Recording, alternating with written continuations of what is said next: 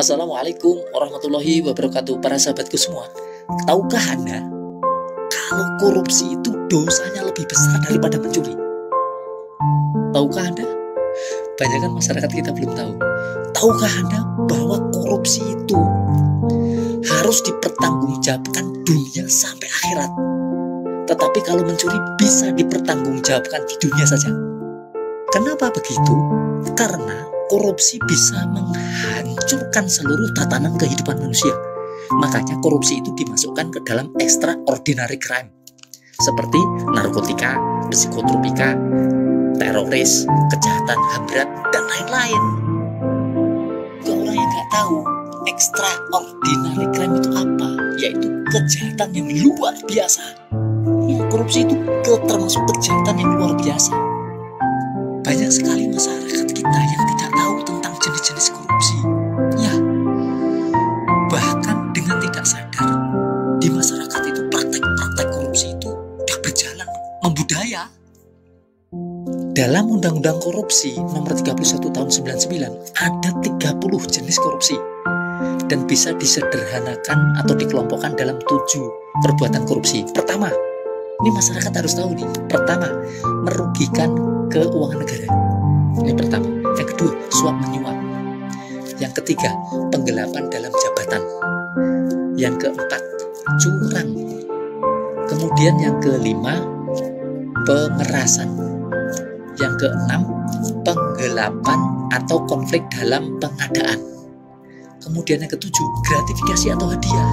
Kita harus sudah tahu, masyarakat tahu bahwa itu tuh korupsi. Kita bisa melihat praktik korupsi di masyarakat. Ya, banyaknya sogok menyogok. Suap menyuap udah terjadi di mana-mana. Aduh, di segala bidang. Ya, kemudian kecurangan pemilu.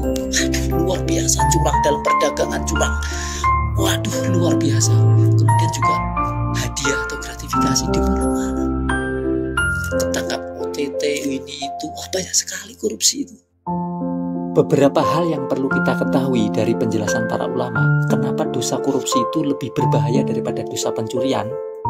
Yang pertama, karena korupsi itu menggelapkan harta negara, hartanya rakyat, hartanya orang banyak. Jadi dosanya juga banyak. Ya kalau cuma mencuri kan, ya mungkin perorangan atau sekelompok, sebagian saja. Ya. Yang kedua, karena korupsi bisa menghancurkan seluruh sistem negara, sistem ekonomi, sistem politik, sistem hukum, sistem pertahanan, sistem keamanan, dan seluruh sistem yang ada. Bangsa tersebut menjadi bangsa yang tidak punya tatanan lagi, tidak kompetitif, saling mencaplok, saling bertengkar, dan hancurlah bangsa tersebut dan mudah dijajah dengan bangsa lain. Yang ketiga, harta negara yang kita khianatkan akan kita pikul pada waktu hari kiamat, akan diminta pertanggungjawaban oleh Allah dan dihisab. Keempat, harta atau barang yang kita gelapkan akan menjadi suluh api neraka, seperti kisah sahabat Nabi Met'am yang mana mengambil mantel atau jubah harta rampasan perang Khaibar sebelum dibagi dan tidak minta izin, padahal cuma barangnya mantel, itu akan menjadi suluh api neraka. Yang kelima, Rasulullah SAW tidak menyolatkan jenazah orang yang korupsi, padahal yang dikorupsi cuma 2 dirham. Ya, itulah bahaya dan beratnya dosa korupsi. Baik yang kecil atau besar akan diminta pertanggungjawabkan di dunia ini dan di akhirat nanti. Ya, berbeda dengan dosa mencuri. Dosa mencuri itu bisa bersih hanya dengan hukuman di dunia saja. Seperti hadis Rasulullah, ada seorang sahabat yang mencuri, kemudian dia dilaporkan kepada Rasulullah. Rasulullah menyatakan potong tangannya.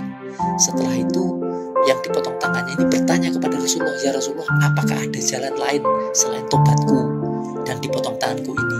Apa kata Rasulullah? "Ya sahabatku, tidak ada.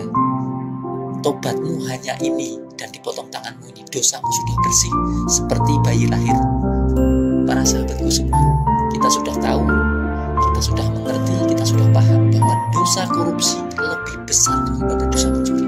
Maka kita jangan lakukan, karena korupsi banyak berbagai cara ya yang kita kadang-kadang tidak sadar, suap menyuap, curang, kemudian memeras, kemudian memberi hadiah atau gratifikasi dan lain-lain, banyak sekali, dan ini masyarakat belum tahu. Mudah-mudahan bermanfaat. Demikian, assalamualaikum.